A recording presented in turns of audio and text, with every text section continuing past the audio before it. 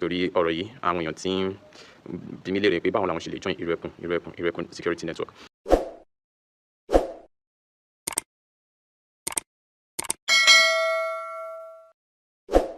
Nǹkan àkọ́kọ́ ni wípé ọ̀fẹ́ ni o, ọ̀fẹ́ ni àti join Irẹ̀kún Security Network. Ọ̀fẹ́ ni, má yẹ kẹ́ni sọ fún mi pé kẹ́ mú wá. Olóyè Sunday Igboho ti sọ dímọ̀, it's not pé ẹ lọ mú wá rárá, ní tó bá wù ní. Okay, now website òpó ayélujára kan wọ́n máa gbé kalẹ̀, níbẹ̀ ni fọ́ọ̀mù yẹn ti máa wà available fún ẹ̀yin ènìyàn láti lọ fill tẹ́ bá fẹ́ join Irẹ̀kún Security Network. Ibẹ̀ yẹn lẹ ti máa fill form, gbogbo necessary things tó yẹ kẹ́ fi sílẹ̀ ojú òpó website yẹn ni ó máa wà. Nǹkan ẹlẹ́kẹta ni mo máa fẹ́ jẹ́ kẹ́ mọ̀ ní wípé lẹ́yìn tẹ́ bá ti register tán, wọ́n máa divide oníkálukú sí word by word. Wọ́n máa divide oníkálukú sí word by word. Word by word tí wọ́n bá divide oníkálukú sí yẹn ni wọ́n máa pín wọn sí abẹ́ coordinator. Abẹ́ coordinator yẹn ni gbogbo ìgbésẹ̀ tó kù á ti máa lọ. So ẹlẹ́kẹrin ni wípé screening máa wà, kò sí bẹ́ẹ̀ ṣe fẹ́ ṣe. Deep screening, deep one, tí kì í ṣe kékeré rárá, tí kì í ṣe kékeré. Deep screening òun ni láti lè mọ irúfẹ́ ẹni tẹ́ ẹ jẹ́. Kì í ṣe pé a fẹ́ lọ gbé ọmọ Igbo àbí ọmọ Fúlàní kan kó wá darapọ̀.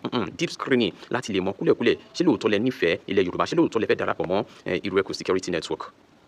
Ṣé kì í ṣe pé ẹ wá ṣàlàmì.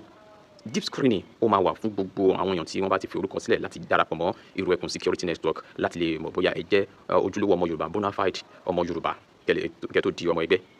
And also wọ́n yẹn máa ní láti provide 1 or 2 or 3% láti testify sí genuity yín, láti mọ̀ bóyá láti bí guarantor bóyá ẹ jẹ́ ọmọ Yorùbá ẹni tí wọ́n lè fà kalẹ̀ èèyàn kan tàbí méjì bí wọ́n ṣe sọ di mímọ̀ wípé ìyẹn máa wáyé nìyẹn. Tó bá bí gbogbo ẹ̀ bá ṣe ń lọ ẹ̀dẹ̀ máa láǹfààní, wọ́n máa fi tó yín létí nínú gbogbo àwọn ìkéde tí wọ́n bá play. But as at now bí registration yẹn yóò ṣe lọ nìyẹn. And also ẹ má gbàgbé ọ̀fẹ́ ni o, ọ̀fẹ́ ni, wọn ò ní kẹ́ mú wá o. Ẹni tó bá dẹ̀wọ̀n ni wọn ò fipá mú ẹnikẹ́ni.